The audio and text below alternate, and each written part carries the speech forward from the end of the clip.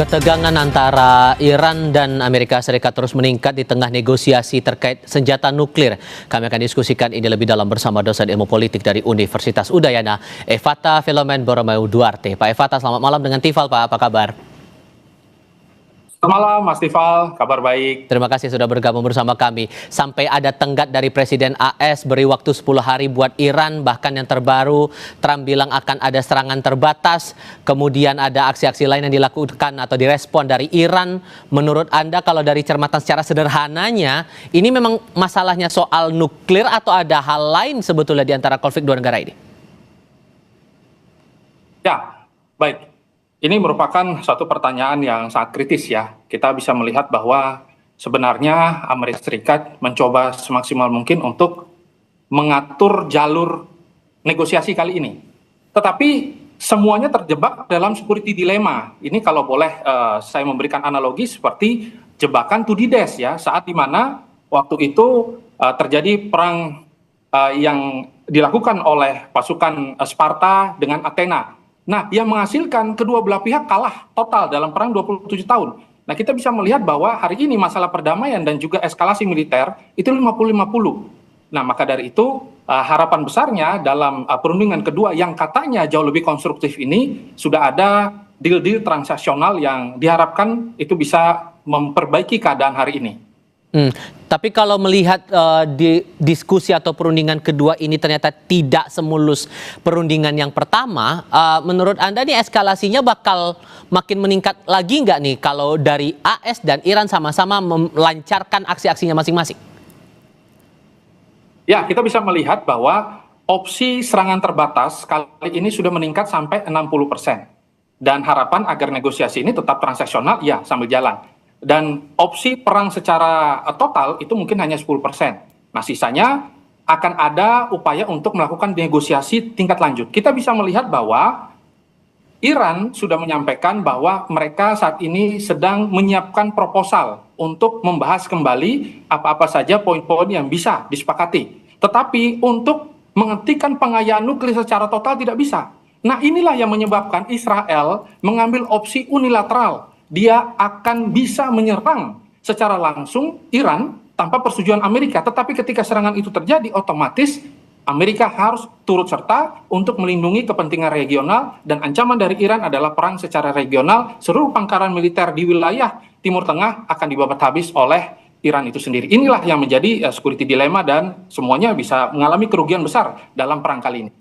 Rusia dan Tiongkok bisa ikut berperan nggak sih dalam konflik dua negara ini, Mas? Dalam latihan tanggal 19, kedua belah pihak sudah menyatakan bahwa mereka mengadakan latihan untuk menunjukkan nilai-nilai bahwa mereka memiliki perhatian. Tetapi untuk turut serta secara langsung tidak. Akan tetapi kalau dari sisi intelijen, kedua belah negara ya sama-sama sudah mengirimkan peralatan-peralatan perang, operasi-operasi yang terus berlanjut ya secara bawah meja. Dan ini menjadi tanda bahwa sebenarnya apa yang dilakukan oleh Amerika di Timur Tengah ini adalah upaya untuk mendeeskalasi kepentingan dari Rusia dan juga kepentingan dari Cina itu sendiri. Tetapi faktanya ternyata ketika Amerika mencekik Iran, ternyata ada fakta yang cukup menarik, yaitu pembelian harga minyak yang sama ini dilakukan sekitar 80% terhadap Iran, itu sudah diversifikasi dan hari ini mereka banyak membeli minyak dari Rusia. Ini justru menguntungkan posisi Rusia. Ini cukup menarik ternyata. Oke. Sehingga kalau Anda melihat eskalasinya sekarang, adakah hal yang memungkinkan kondisinya jadi berbalik begitu? Ada game changer yang bisa memastikan serangan itu batal terjadi selain masalah Iran setuju penghentian program nuklir itu?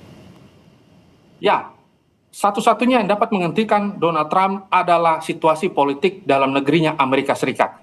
Kalau situasi, kita bisa melihat bahwa hanya 21% yang setuju terhadap serangan atau pendudukan atau regime change yang diharapkan atau digembar-gemborkan oleh Amerika Serikat. Dan sisanya mereka tidak berharap. Kita bisa melihat bahwa Amerika saat ini juga kita perlu garis bawahi, mereka mengatakan serangan terbatas. Jadi tidak secara full. Dan Donald Trump adalah seorang pebisnis, dia merasa bahwa apabila serangan ini tidak clean, tidak bersih, itu akan menyebabkan kerugian. Dan kita bisa melihat bahwa ada upaya-upaya untuk menjaga kredibilitas politik. Maka dari itu security dilemanya terjadi di sini.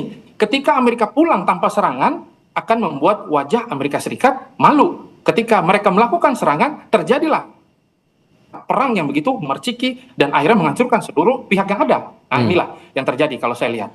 Sehingga negara-negara kawasan seperti Timur Tengah ini harus bersikap bagaimana nantinya? Ya, diplomasi yang dilakukan Timur Tengah, mereka ingin mencoba semaksimal mungkin agar kedua belah pihak sama-sama berada pada kondisi kesepakatan tanpa tekanan.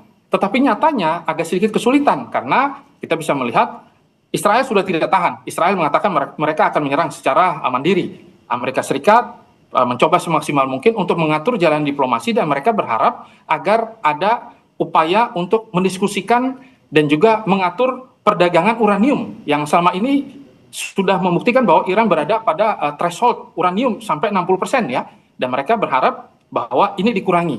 Nah, Iran mengatakan bahwa kalau ini dikurangi, ini akan mengancam eksistensial mereka. Tetapi tentu mereka juga mempersiapkan opsi-opsi tambahan yang mungkin nanti bisa mereka sepakati dan sesuai dengan peluang-peluang bisnis yang ditawarkan oleh Amerika Serikat kepada Iran itu sendiri. Saya melihat nanti akan ada upaya demikian.